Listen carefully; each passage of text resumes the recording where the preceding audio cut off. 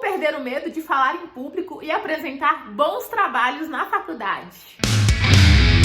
Olá pessoal, tudo bem com vocês? Eu sou a Thay e eu falo de assuntos acadêmicos gerais. Bom, gente, vocês têm me pedido muito para falar um pouquinho, sobre isso, de como que eu falo, como que eu apresento os trabalhos. Eu postei alguns vídeos aqui, inclusive vou deixar o card para vocês falando dos últimos trabalhos que eu apresentei na faculdade, como que foi meu final de semestre, tive algumas frustrações, não me preparei muito bem e com base nisso eu resolvi fazer umas dicas aqui para vocês, que estão com medo, que têm dificuldade de apresentar trabalho, de falar em público de modo geral. Bom, vocês veem eu falando aqui de frente para as câmeras, toda desinibida, toda à vontade, mas acontece o seguinte, eu sou super tímida. Sim, gente, eu já tive até medo de gente. Então, para eu abrir a boca, é preciso, passar por todo um processo de autoconhecimento, de me conhecer melhor, de desenvolver mais segurança, autoconfiança e também, colocar no meu lugar, ter o bom senso ali do momento em que eu vou falar ali para não dar batatada. A gente dá muita batatada, a gente fica nervoso. Então, de modo geral, eu já fiz apresentações péssimas. Ainda hoje, é um processo constante de melhora. Nunca você vai melhorar 100%. E gostaria de ressaltar também que eu ainda não fiz o curso de oratória. Inclusive, na plataforma MedClass, uma plataforma que eu assino. Se você não sabe nada sobre a plataforma MedClass, vou deixar o link aqui para você também. Tinha um curso de oratória, porém eu não fiz ainda. Mas esse período, nesse semestre da faculdade, para quem não sabe, eu sou no 5º período de medicina, eu resolvi fazer a disciplina optativa de oratória. Elas são optativas, porque não é da grade curricular da medicina, mas você pode pegar ali assim que você tiver a oportunidade. Não era a minha primeira escolha de matéria optativa, minha primeira escolha era redação para artigos científicos, porém não consegui a minha terceira opção, que era oratória. Depois, quando eu fizer essa matéria, a gente não teve aula ainda, porque essa matéria, se eu não me engano, ela é quinzenalmente ou mensalmente, ainda não reparei isso direito. Eu venho falar para vocês o feedback do que eu consegui melhorar com essa disciplina. Mas então, como eu estava dizendo para vocês, questão da oratória, de apresentação de trabalhos, nunca existe uma apresentação perfeita, você sempre vai estar melhorando. É claro que algumas apresentações nos deixam em êxtase, que as pessoas conseguem ali nos envolver, passam algo muito interessante, elas vão mudando a entonação de voz, elas são verdadeiros palestrantes, que têm o domínio ali mesmo da palavra, da oratória. Então, tudo isso é desenvolvimento, é técnica, é aprendizado, é autoconhecimento. Você tem que se conhecer as suas dificuldades, as suas limitações e buscando identificar isso em cada apresentação. É claro, que vai precisar de treino e também de apresentação.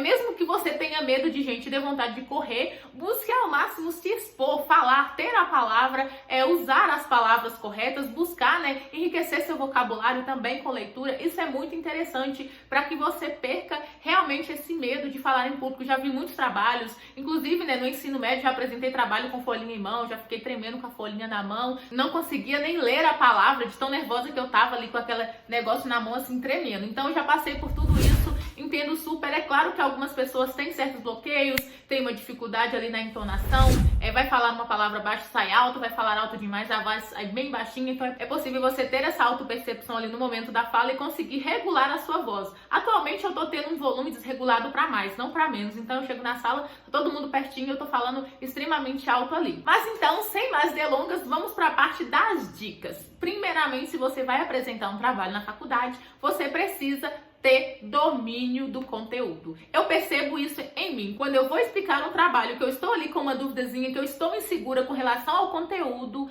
realmente dá merda. Eu começo a gaguejar, eu começo a pular coisas, eu pulo a ordem cronológica, eu esqueço uma parte que eu deveria falar em determinado momento. Isso por quê? Porque eu não estava dominando o conteúdo, gente? Óbvio. Porque se você tem domínio do conteúdo, você sabe exatamente onde que deve ficar cada coisa. Cada fala deve ser ali em determinado local. É claro que você, na hora, não vai ter que decorar palavras que você escreveu ali em um roteiro. Não é por aí, entendeu? Você pode usar uma palavra coloquial. Eu uso muito palavras coloquiais. Infelizmente, ainda acontece quando eu estou apresentando um trabalho. Às vezes eu ensaio tudo bonitinho, com palavras muito rebuscadas, com palavras complexas, ricas. Chega na hora, eu parto para coloquialidade, que é a linguagem informal que a gente utiliza muito. Não conjugo o verbo na forma correta, acabo confundindo plural e singular, dou uma travadinha na língua por conta do aparelho, assim, as pessoas pensam que eu tenho dificuldade na dicção, mas não é nada disso, é só nervosismo mesmo e tá tudo bem. Então, se você entendeu a matéria e você sabe explicar a matéria, você já tem um passo à frente. Então, se você sabe a matéria, você consegue passar ela para a pessoa. Só que você precisa ainda de uma ordem cronológica da situação. Isso vai ajudar você a não esquecer as partes. Por quê? Porque tudo tem que ter início, meio e fim, que é aquela introdução,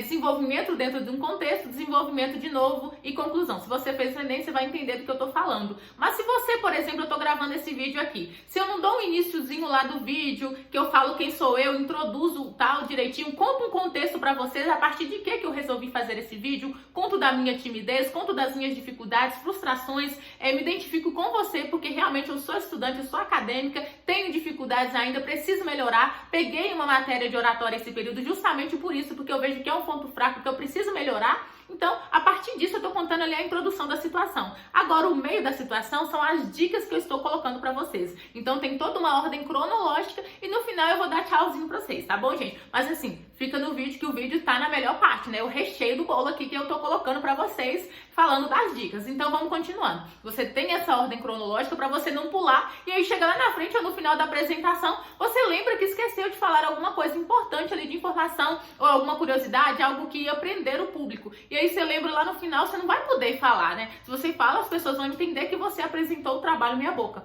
Gente, isso já aconteceu comigo de uma forma que vocês não fazem ideia. Apresentava o trabalho inteiro, direitinho, tempo cronometrado. Chegava lá no final do trabalho, eu lembrava, esqueci de falar isso, mas tudo bem. Tipo, se o professor não sabe, né? Se ele não exigiu que você fale de determinado assunto, tudo bem você esquecer também. Isso acontece muito mais com frequência do que vocês imaginam. Bom, com relação a essa cronologia, ela é muito importante para que você não perca muito tempo falando. Tudo tem tempo para começar e para acabar. Se você vai apresentar um trabalho, geralmente eles dão tempo, 10 minutos, 20 minutos, meia hora. Esse vídeo aqui vai ter hora para acabar, então tudo tem uma hora. Então você precisa pegar o reloginho e começar a treinar com tempo cronometrado, para que você veja quanto tempo você está gastando para desenvolver o raciocínio, para explicar aquela situação, sem necessariamente decorar, sem decoreba de palavras, tá, gente? Eu tenho meu roteiro aqui, vocês veem essa bagunça aqui, é meu roteiro. Mas assim, eu vou lembrando os tópicos que eu tenho que falar e vou falando pra vocês com base no meu conhecimento do conteúdo sobre o que eu estou falando. Eu não estou aqui pegando palavras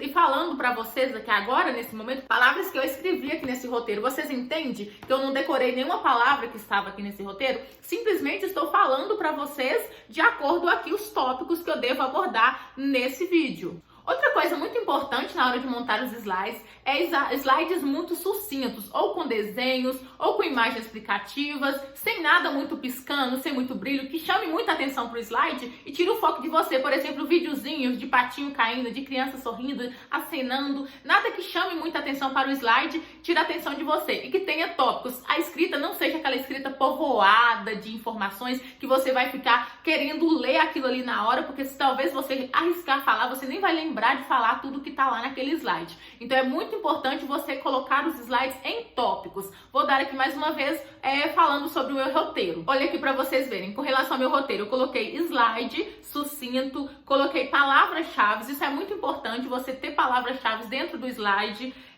treinar tempo. Então percebam que eu coloquei tópicos dentro do meu roteiro. O foco do vídeo aqui não é roteiro, mas assim como você usa roteiros para gravar vídeo, roteiros para qualquer coisa, vai servir da mesma forma. Você pode escrever um roteirinho bonitinho para apresentação do seu trabalho, ok? E se for outra pessoa que montar o seu trabalho, né? Porque tem isso, tem aqueles trabalhos que cada um faz um pedaço e depois junta tudo e tem aquela apresentação. Inclusive tem vários memes na internet sobre isso. O que acontece? Se a pessoa que montou o slide foi outra pessoa, foram outras pessoas, você tem que pedir os textos base que essas pessoas utilizaram para produzir esses slides. Porque se você pegar só os slides ali com as palavras-chave que as pessoas colocaram ou com aqueles textos que eles colocaram, você vai ficar boiando e não vai conseguir fazer uma boa apresentação. Você precisa do embasamento que aquela pessoa utilizou para montar aquele slide. Isso acontece muito nas faculdades, tipo, cada um faz um pedacinho, junta tudo e um apresenta ou todo mundo apresenta. Então tudo bem, né? Desde que você entenda todo o conteúdo que vocês vão explicar ali. Então para isso você precisa catar, né, cada parte de pessoa, cada conteúdo que a pessoa pesquisou. Então você pede a referência de todo mundo, os artigos, textos bases, para que você estude e entenda o conteúdo, se não foi você que montou os slides. A outra parte, né, muito importante aqui é você treinar, abrir o slide bonitinho, colocar lá, colocar o tempo cronometrado e começar a explicar aquele slide. Você deve fazer isso no mínimo de 3 a 5 vezes. Você sozinho conversando, lê. Depois disso, né, se você tiver alguém, uma pessoa, seu pai, sua mãe, sua tia, qualquer pessoa, um vizinho, para pedir para assistir você explicando e explicar para essa pessoa pelo menos 2 ou 3 vezes, se ela não cansar, né, de você explicando essa situação, e perguntar a ela o que você precisa melhorar, o que ela achou da apresentação, o que ela entendeu da apresentação. Se ela não tiver entendido nada, né, de acordo com o que você disse, se for uma pessoa leiga também, você tem que dar um desconto com relação àquele tema que você está apresentando, pode ser que ela não entenda mesmo o que você está falando. Mas procure alguém que tenha algum embasamento ou alguma pessoa que tem facilidade sobre o tema para você expor, né, o seu trabalho. E aí a pessoa vai te apontar, né, o que você precisa melhorar, o que você está esquecendo, se você deu branco, se você ficou nervoso só de apresentar o trabalho para aquela pessoa. Muito provavelmente você vai ficar nervoso lá na hora também. Então você tem que pensar todas essas situações. E aí vai fazer o quê? Perguntar essa pessoa, pontuar direitinho, ver também, né, visivelmente você vai ver o que você errou na hora que você apresentar o trabalho para esse seu amigo, para essa sua família. Gente, tem que ter humildade sempre, né, para reconhecer os seus erros. Assim, as pessoas gostam de acertar, as pessoas têm dificuldade quando alguém aponta os erros para elas, mas é muito bom quando você se identifica os erros. Eu tenho essa dificuldade de autopercepção, então quando a pessoa me fala alguma coisa que eu errei, eu super aceito, costumo analisar se a pessoa tem razão, né, porque tem críticas construtivas, mas também temos críticas destrutivas e recalque. Então, procuro analisar se tem coerência, se aquela pessoa tem razão e procuro melhorar aquela minha dificuldade. Bom, já finalizamos essa questão toda, então você apresentou muito bem para a pessoa, você treinou muito bem. O que acontece? Lá na hora do trabalho, então, chegar, tranquilidade, não vai ficar encarando as pessoas, não vai ficar com medo das pessoas na hora de apresentar o trabalho. Se tiver muito nervoso, coloca as mãos para baixo, nada de papelzinho na mão, nada de colinha aqui. E o que acontece? Apresentar, né? Olá, boa tarde, bom dia, boa noite.